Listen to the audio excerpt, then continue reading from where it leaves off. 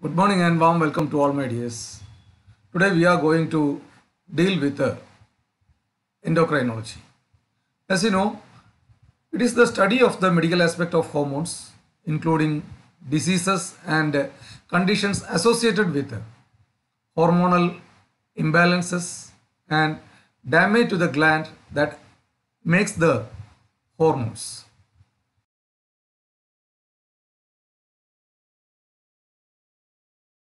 That means the cellular respiration or cellular life or cellular function basically regulated or controlled by the effect of particular hormones which are particularly responsible in the particular system of our body.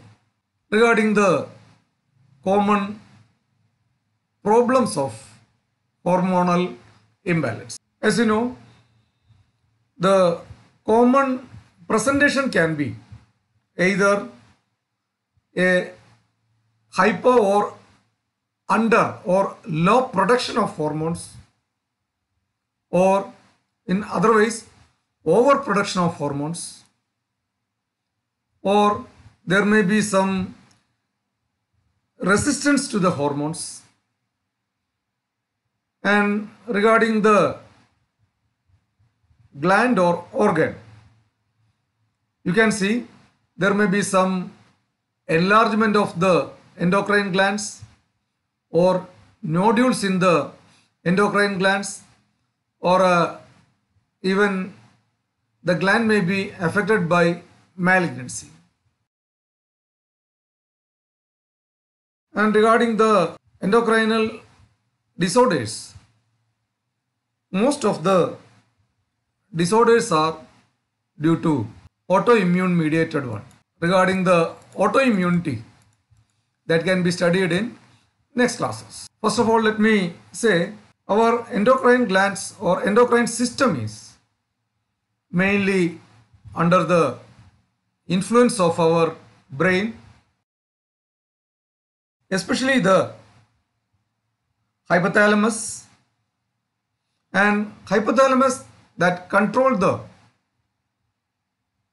master gland, that is pituitary gland, and from the pituitary it regulates the thyroid gland by hypothalamus pituitary thyroid axis, and thereby the rest of the endocrine glands are controlled and regulated.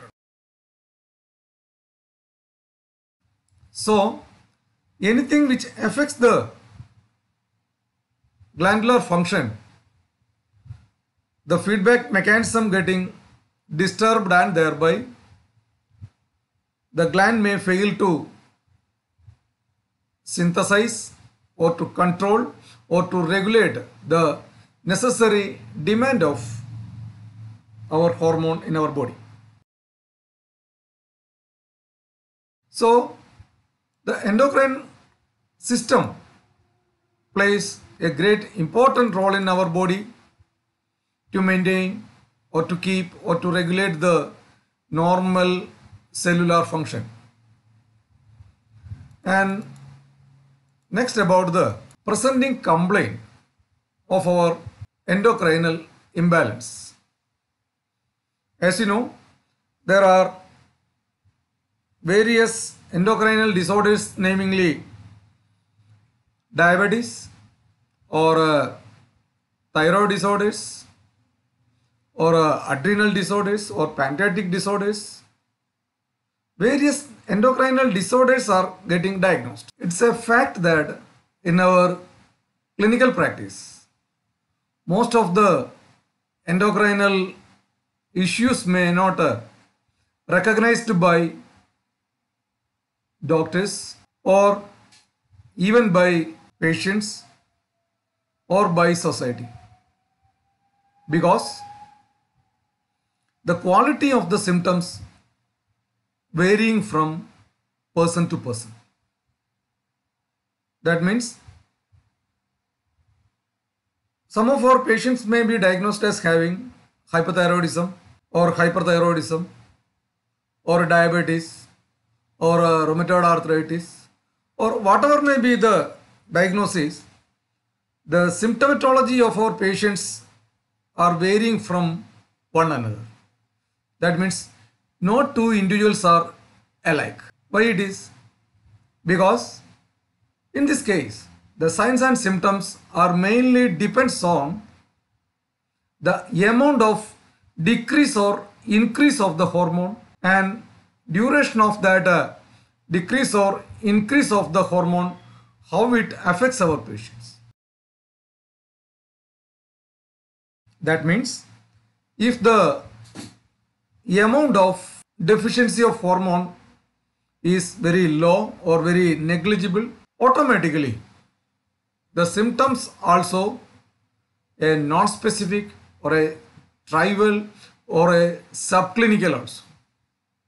And at the same time, if the deficiency of the hormone is very high amount with a long duration, automatically the signs and symptoms will be very sharp or typical.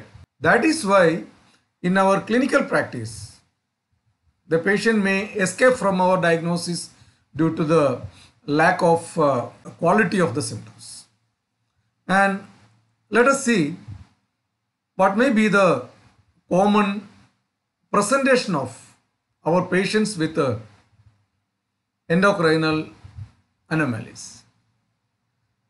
As you know, most of the endocrinal problems are seen in women, and their problems may be unreasonable weight gain or obesity, unreasonable menstrual irregularities, or the signs and symptoms of diabetes, or with some prostate abnormalities or BPH or urinary problems, or sexual problems as erectional dysfunctions, and with some psychological symptoms.